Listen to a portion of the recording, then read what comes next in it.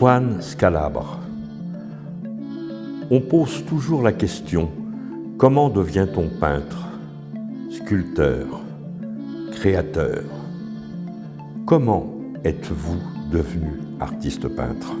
Alors je pense qu'on ne devient pas, je pense qu'on est. En tout cas, moi personnellement, mon rapport à la création, il est dans l'urgence d'exister. Et si je ne crée pas, je ne suis pas. Et je suis malheureuse surtout. Donc c'est pour ça que je peins d'ailleurs tous les jours. Et voilà, donc je suis née en créant, en fabriquant. Déjà petite, je me faisais des robes de princesse qu'on retrouve peut-être un peu dans mes tableaux d'ailleurs.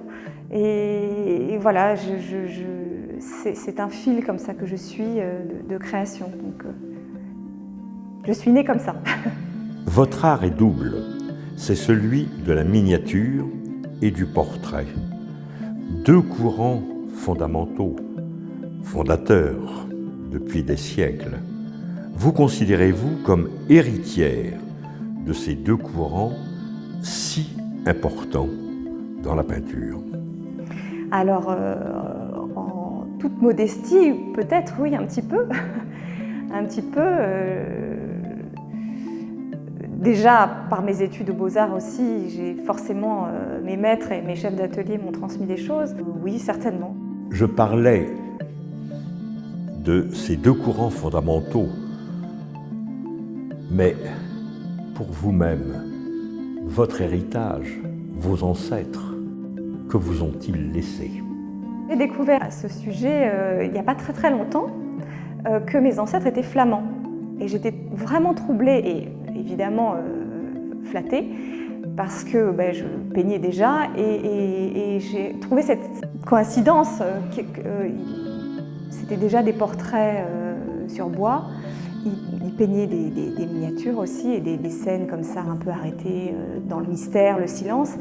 Ce que je fais modestement aussi, mais voilà, j'ai trouvé que c'était incroyable. Et en effet, peut-être qu'il y a une descendance ou quelque chose qu'on ne maîtrise pas et qui vient peut-être dans l'inspiration, l'inconscient. Enfin, en tout cas, c'était troublant pour moi, oui.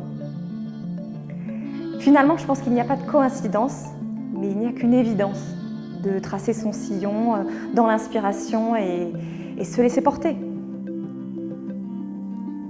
Votre art, si maîtrisé, parfait, pourrait-on dire, va au-delà du simple portrait. Le regard de chaque personnage, mais aussi la lumière, confère au tableau une aura particulière, une dimension presque symbolique. Pourriez-vous dire si ces éléments signifient pour vous un au-delà de la peinture? Oui, c'est très juste. Merci de si bien voir ma peinture. Je parle beaucoup de recherche d'absolu et de vérité à travers ces portraits de femmes et d'enfants essentiellement.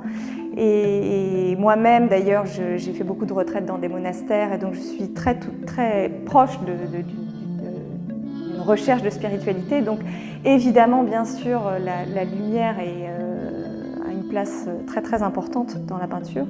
Et encore plus avec la peinture à l'huile parce que c'est un médium formidable pour évoquer la lumière. Et d'ailleurs, je peins sur bois en référence aussi aux icônes qui sont peintes sur bois aussi et en petit format. Donc il y a un vrai écho avec ça. Enfin, pensez-vous que l'œuvre d'art, la peinture, peut modifier le regard du spectateur et peut-être transformer sa perception des choses qui l'entourent? Oui, mais ça, je pense que c'est lié à tout art, la musique, le cinéma. Quand on touche l'art, quand on dépasse la technique. Et d'ailleurs, c'est un conseil que je donne souvent à des jeunes qui commencent le dessin ou qui veulent tenter un concours pour les grandes écoles d'art, c'est d'être dans une vérité et une sincérité et de ne pas se freiner sur la technique. Bien sûr, on nous apprend ça à l'école, mais il faut dépasser ça. Comme pour les danseuses étoiles, il faut aller au-delà aussi.